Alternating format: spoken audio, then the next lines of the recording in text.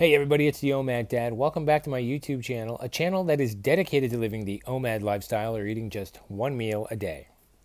Well, today I'm back with another installment of viewer questions. This one comes from a lady named V, and I'm going to read this to you right now. Dear OMAD Dad, I've been trying for about a month now to do OMAD, but I sabotage myself every day. Either I snack around 2:30 or I snack while I cook, and every night I walk to the store and buy a pint of ice cream just to spite myself. I am resisting this so hard, but I know OMAD is what I need. Do you have any tips or advice? Thank you. Sincerely, V. P.S. I forgot to mention that when I go for the ice cream, it's secretly. I sneak my snacks. There's an unholy thrill to it for me. Been doing this all my life. Maybe you could address secret snacking as well. Well, thank you, V, for the question. And I'm going to address that right now. I have about 7 or 8 points or so over what you've gone over, and I'm going to try and get to this very important topic. I know some of you out there, this is not my first question just this week for people who are struggling with OMAD, or especially those who are just starting out. I've noticed a couple of people have questioned me about that. So this is a good post for this week, and it'll give me a chance to kind of go over any problems you may be having, and especially the secret snacking. I didn't have that in my snacking video. I didn't really even consider that, but I'm going to go over some of my points, V, and hopefully this helps. Number one, you have to remember is don't be so hard on yourself. This is a new lifestyle. This is a new way of doing things, and initially, often what happens is our bodies, our minds, it resists change. It does this because we're going against the norm. It's something different.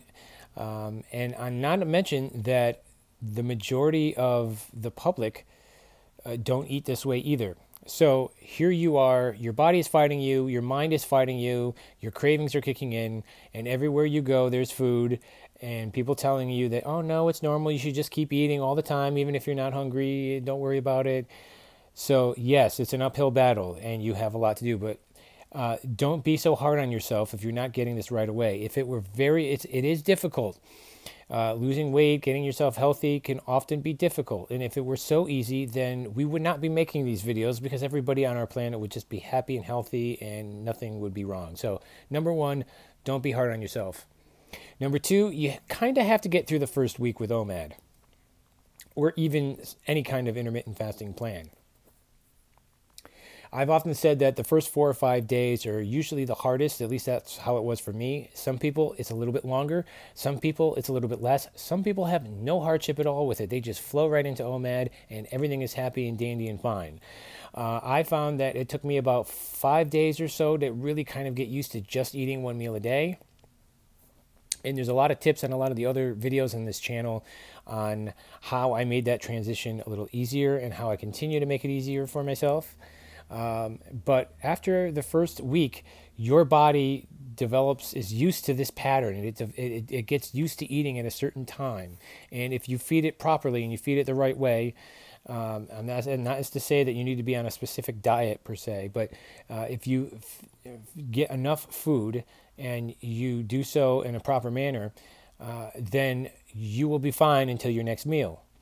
I can tell you that even so, for me, who's been doing this for quite a while now, I've been doing this for a long time, is that, and been able to successfully maintain my weight loss, I have days where sometimes my fasts are harder than others. It could be from what I ate the night before, it could be from stress, it could be from a lot of different things, it could be a combination of things. Some days you have great fasts and it's easy and you feel like you could go for days without eating, and then there's other days where you feel like you can't go 5 minutes without shoving something in your mouth. But those days that are hard become few and very far apart once you've been doing this for a little bit of time, because your body gets used to it. You get to a set adapted pattern, and your body will start to get a little bit hungry every single day at around the same time, and that's normal. It's normal for us to be hungry every single day. It's normal for us to have hunger. We're not here to wipe out hunger. We're not here to beat it, because you can't beat it. It's a signal in your brain to say, hey, you're going to start needing some more fuel. But we're trying to get past psychological hunger, psychological cravings. We're trying to utilize our stored energy that we have. So the first week, it usually takes a good solid 4 or 5 days of commitment that you have to do to be able to get through that. And also, I find that within the first probably 2-3 weeks, don't have a splurge day. Do not have a splurge day, as that will hinder your ability to continue on with OMAD, at least in the beginning. That may be making it a little bit harder for you as well. All right. 3, you mentioned that you eat a little bit once you start cooking. That's fine. Technically, it may be breaking your fast, and it might not be considered a true OMAD, but let me tell you something. When I'm cooking at home, when I'm cooking in my kitchen, I take a little sample of the sauce I'm making, or that's totally fine, especially if you're making your meal. It's totally fine for you to go and eat and sample a little bit of it just to make sure that it's okay. You don't need to be this sort of like food. The food Nazis were probably against that, the fasting Nazis actually. But it should be cooking should be an interactive and enjoyable process. You don't want to get it all out into the table, sit down for your meal, and then find out that your food is too salty or not salty enough, or it's way too spicy, or something of that nature. Or maybe it was burned, and you could have found out and fixed it before, but you didn't want to take a bite of it because you're concerned about, perhaps breaking your fast a little bit too early, or not having it be a true OMAD. That's foolish. That's taking it to an obsessive level. Don't be afraid to sample some of the food that you're making when you're cooking. And thumbs up to you for cooking for yourself, by the way, too. A lot of people aren't doing it as much lately anymore in America, and I wish we could see more of that. So point number 4, make sure you're eating enough at mealtime. Often when people get into OMAD, I find that they're eating the same size meal they did when they were eating 3 meals a day, or sometimes even 4, 5, 6 meals a day. And you'll see them and they'll post pictures online and they'll say, oh, look at my OMAD today. It's like half a sandwich, a little cup of soup, and maybe a hint of salad and a banana. And you're looking at it, there's probably all of 600-700 calories in there. That's not going to be enough to sustain you. I, for example, know that it takes roughly 1,700 calories a day to maintain my weight. So I want to best utilize that 1,700 calories. When you're in the beginning doing this, don't be so obsessed and worried about counting calories. I use it more of a guidepost. In the beginning, just eat until you are full, and make sure you are really full. You don't want to be so overly stuffed that you're sick, but make sure you're full so that it will last you and stay with you for as long as possible. And that's why I always recommend having a good amount of fat, fiber, and protein. Those 3, that trifecta right there, works so well together in making sure that you stay satiated longer and you get the nutrients that you need, and so that your body isn't as hungry and craving. I mean, think about it. When you have a nice big meal for dinner, for lunchtime, or around noontime on Thanksgiving, are you concerned and really worried about going out for Chinese for dinner or for pizza? Probably not. And I'm not saying that you need to have that big of a spread every time you're doing your meal. But when you eat enough, you're full, and it takes your body a while to process that amount of calories. Your body is already used to eating 3 or 4 times a day, so you're not going to allow yourself to eat too much at any one time, because psychologically it knows, well, a couple hours later I've got some more food coming, so I can fill up pretty easily. And in turn, what that does is your leptin and your ghrelin hormones end up getting screwed up that way, and unfortunately we over the long course of the day, we end up eating way more than we should, instead of just sitting down, eating a nice big full meal, and knowing what around our calorie limits are, and utilizing every bit of it. I'll give you an analogy. It's like getting a week of sick time at work a year and only taking 1 day because you want to look like the hero. No, take and use up the rest of the 4 days. Use up your time at work. Okay, use your sick time. Enjoy it. Enjoy the rest. Enjoy the time with your family. It's the same thing with your food. I know I have 1,700 calories roughly every day to play with. I'm not going to have a day where I eat 500 calories just because I think it's going to help me lose weight. No, I want to utilize it all. Now, I'm not going to force myself to eat. And there are some days where I go a little bit over my calories. I eat maybe a little bit too much, considering what other people may think. But then I know the next day is probably going to be a lighter meal day because I've kind of ate a lot today, and I know tomorrow it's going to stay with me and I'm not going to be as hungry, and that's okay. It's all going to equal out. But for the most part, I try to stay pretty consistent with that and making sure that I get ample enough calories that will last me and make me feel satiated longer. 5, make sure in your OMAD that you're including some of those indulgent treats that you like. If there's a particular snack that you always go for, I know in your email you mentioned that you like ice cream a lot, factor that in. Factor in getting yourself some ice cream ahead of time. It'd be better if you made it. I mean, not everybody is obsessive about ice cream, I guess, as I am, but get your ice cream, have it with you, have it after your meal, and then you're done and walk away from your plate. And because what happens is we're so trained to hate anything that's sweet because of modern society's, this war on sugar. And yes, sugar is not a health food. I'm not trying to tell you it's the best thing for you. But we're so used to having it in our culture as a treat. And so when naturally people are trying to get healthier and lose weight, the big mantra nowadays is stay away from anything with carbs or stay away from anything with sugar in it. And so you can resist for a little while, but your body works and your mind works on kind of like this trust system, as I was mentioning a couple of videos ago. It'll say, okay, fine, you can do away with the craving today, but at some point when we want it again, we're going to amp up our craving rating, and you better give it to us. And if you keep denying it, if you keep putting it off, then you're going to binge hardcore. And judging to this, you getting about a pint of ice cream, that's kind of an unhealthy amount of ice cream in one sitting.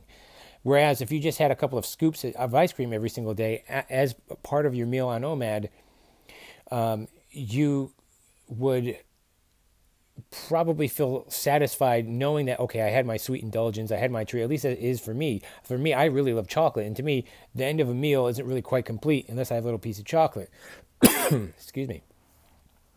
So if I have, my little piece of chocolate at the end, it could be a very small amount. My meal, I feel complete. I feel satisfied. I've had my sweet little indulgence, and I'm good. I don't keep putting it off until one day I have 6 candy bars and have about 800 calories worth of chocolate and sugar when I really could have only been having maybe about, say, 50 calories of chocolate and sugar. Number 6, awareness is the key to ending this binging behavior. Just the way that you worded this email to me, you are using your awareness. You're becoming more aware of your destructive patterns. And that is good because awareness gives you choice. The more aware you become of what you are doing, the more you should step back, just observe what you're doing. Don't try and stop it right away. Observe what you are doing and create some distance around it. The more aware you become of your choice, you become of these patterns, the more you're going to have the choice over defeating these patterns and making your food choices work for you. After all, the more choice you have is good because choice is power. If you have the choice, you're going to choose what naturally is the most beneficial to you.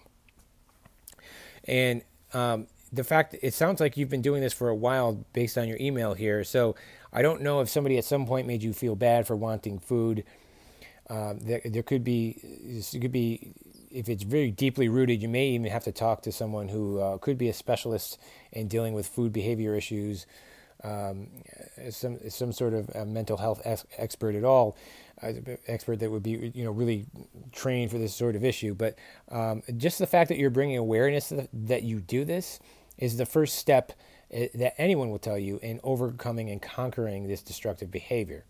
And remember, it's okay to feel hungry. It's okay to have a treat once in a while. It's so ingrained in our society that we cannot have any sort of pleasure with our food. It has to be business as usual so that we get numbers and results. It's like a big CEO meeting at this Fortune 500 company when it should be a pleasurable food experience all the time.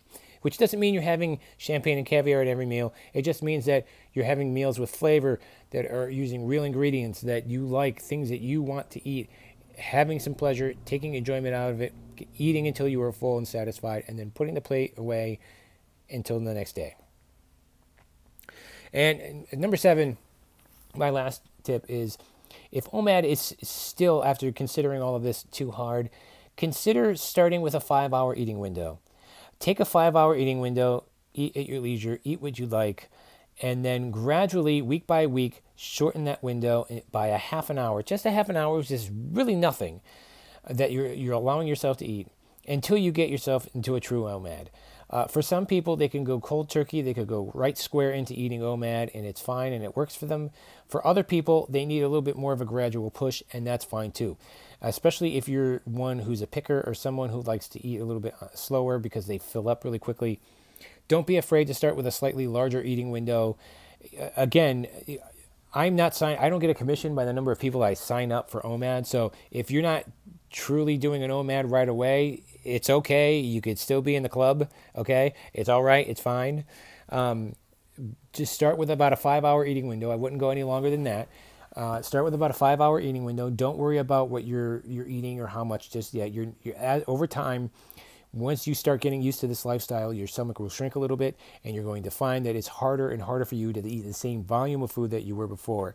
And that means less calories overall, which means weight loss. It's one big, perfect little system there. So don't be afraid to start with a 5-hour eating window. And then, like I say, you want to do it in small steps. Don't take big steps, but a half an hour each week. And if you struggle this week with a half hour less that you had last week, then stay at that level for a couple of weeks if need be, and then gradually move it to where you're eating within about a 1 to 2 hour eating window, which is normal for a meal, especially one of any size, especially if you're going out to a restaurant at all. Allow yourself about an hour or so and really enjoy it. That's half the process too, is that sometimes we're used to eating so fast in our society, especially in our car when we're traveling or wherever. We eat so fast that we miss the experience totally, and so it's like we weren't there. So in our mind, it's like, I didn't even eat. I didn't get to enjoy it, so I'm going to seek out more pleasure. So put the distractions away. Shut the TV off. Shut your cell phone off. Be fully tuned in and watch and be mindful of what you're eating and what you're doing, and you will enjoy the experience very well. And that is it for me for today. V, I hope I answered your question well. And for any of you who've had a similar problem, I hope it's answered your questions as well. Don't forget, I love getting comments and emails from you guys. I'll post my email address again for those of you who don't want to leave a comment in the public session. Feel free to email me. I will get back to you as quickly as I can. I do have a kind of a professional and busy family life outside of OMAD videos on YouTube. But I'm pretty good at responding to everybody. And that is it for me for today, folks. I hope you got something out of this. I hope you're having a great week, a great OMAD, and I will see you on the next one.